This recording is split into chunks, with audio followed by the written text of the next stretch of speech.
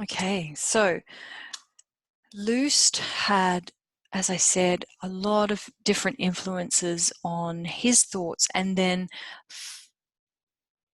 that was born in a particular time, but then he continued to have influences of thought over his lifetime and then into naturopathy today.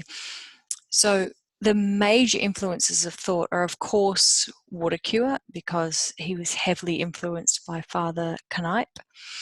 And you can read all about water cure online. Kanipe's book is freely available to download, so you can learn more about that. But again, it was this concept that water in its own right was inherently medicinal, that there was a quality in water that enabled us to heal.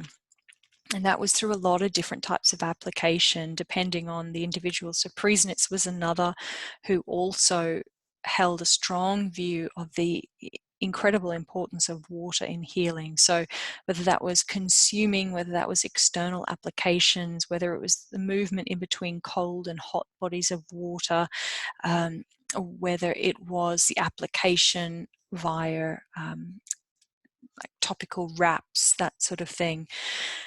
They both, Priesnitz and Kanipe, also held the importance of a relatively simple diet and connection to an enjoyment in nature, and the importance of good physical health, so exercise regimes, etc. And these were really the tenets that naturopathy is kind of based on, this idea that nature provides everything that we need in order to maintain health. So naturopathy in many ways can be seen as a really useful form of preventative medicine, in that it's a lifestyle choice in some ways to consciously connect with nature, to consciously be aware of the healing qualities of water outside of keeping us hydrated, etc. Then there was Nature Cure, which was a lot of the writings that you find on Nature Cure are through Lindlar. And so we have some of his readings in the session guides. You'll also find his publication, Nature Cure, just freely available online. And so you had these ideas of the importance of nature as being very central to human health, the connection with nature and balance that's found within nature. And in and amongst that are two big philosophical concepts. One of holism, so this idea that everything is like a web, and everything is interconnected as a result of that web, and that you can't consider the individual without considering the web that they find themselves in, and vice versa. And the other is vitalism, this idea of some form of energy that comes prior to life. So it informs life, and it gives guidance and drive to life itself. And that's a part of the branch of animism, when you're looking at philosophies on ontological ideas, like what is life ultimately. And you will go through vitalism and holism in much more detail as we go through the weeks. So, the first chap is Priesnitz, Vincent Priesnitz. He was an Austrian farmer and is considered the father of hydrotherapy and of nature cure. He was interesting. You still find Priesnitz spas today. He was very popular. He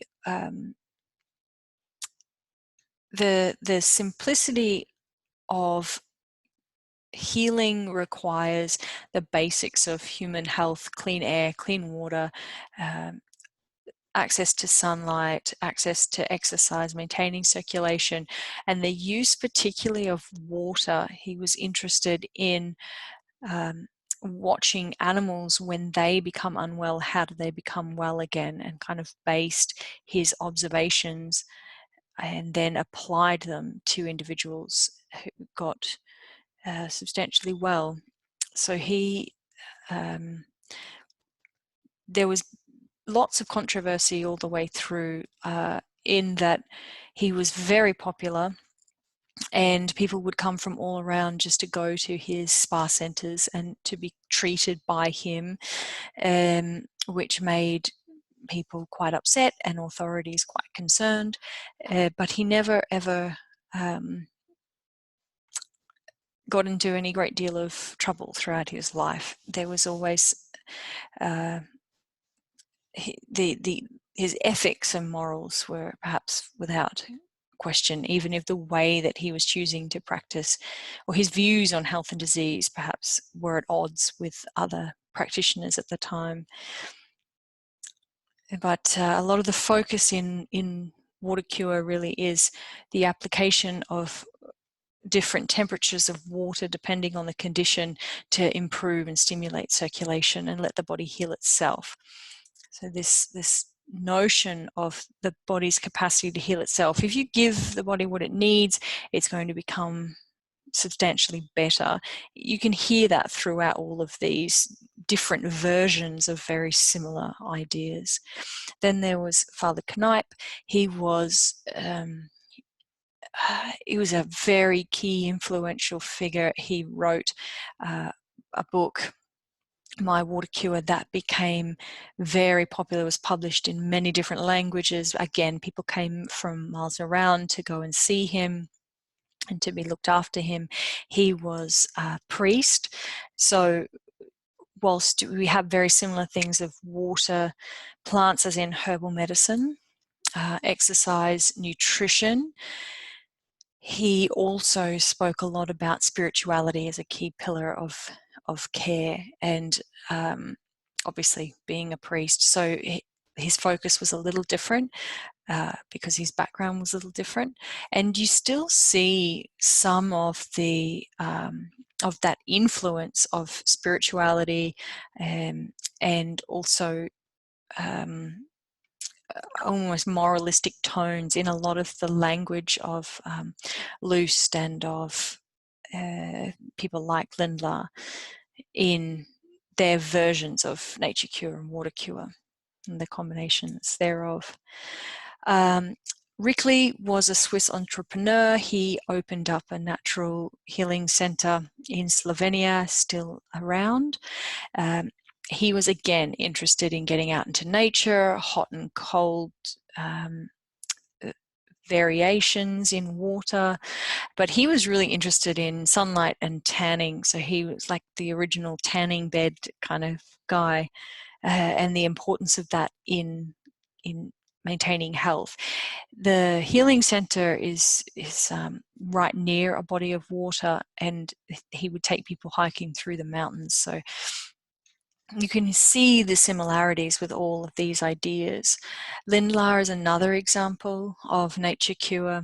He published information on nature cure. He published books, many books, and many different smaller publications.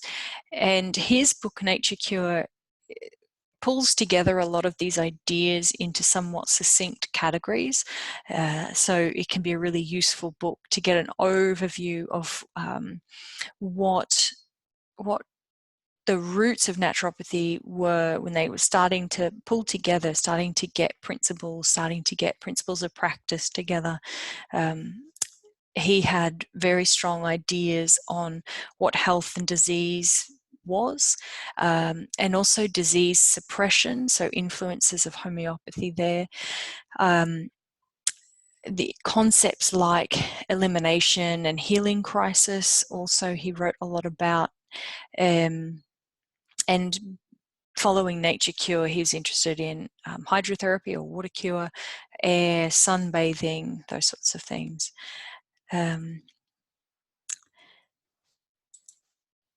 his writings are really prolific and quite interesting to read and freely available, so I encourage you to do that. When we're looking at nature cure or nature hygiene, as it kind of became later, the hygienist movement was an amalgamation of water cure and nature cure with vegetarianism. And you see kind of naturopathy as it is today starting to take place in a lot of the natural hygiene writings. So Graham, as in Graham crackers. Shelton also has a lot of writings. These key figures really helped to influence the American population on the importance of eating well, exercising well, maintaining a healthy lifestyle that would culminate in good health ultimately. So a lot of focus on preventative health care. Some of the influences, particularly on vegetarianism, was actually more religious. So Seventh-day Adventists, some of these key figures were Seventh-day Adventists, and so Kellogg's a good example of that. So the focus on clean eating was more on reducing sugars, meats, and spices. And again, you need to think of the time that this was occurring, and the cultural and social influences that would have been around, and also if they had cultural as in religious ideas, that was all influencing these basic notions of nature cure and water cure.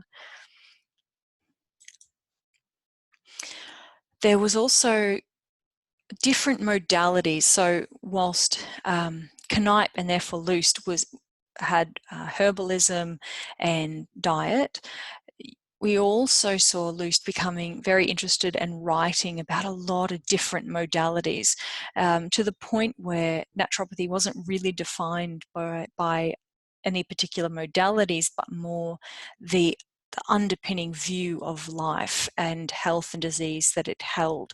So homeopathy is a good example of a modality that was introduced into naturopathy. So Hahnemann's work, Hering, as in the Hering concept of cure, law of cure, principle of cure, Bach and flower essences, Bach was influenced by Hahnemann's work. Nutrition, Kellogg was one, but really nutrition had several influences over the year. Also, things like autotoxicity, concepts of why disease occurred, was picked up in naturopathy, and you'll go into autotoxicity later. And also physical therapy. So Bernard McFadden, he was a very interesting individual. He actually created his own college, as many of these did. His real name was Bernard, but he changed it to Bernard because he thought it sounded like a lion roaring. He was a very interesting character. He created what we now know as gymnasiums, but he was very strongly opinionated about health, and a lot of his focus was on physical exertion and the importance of that in maintaining health.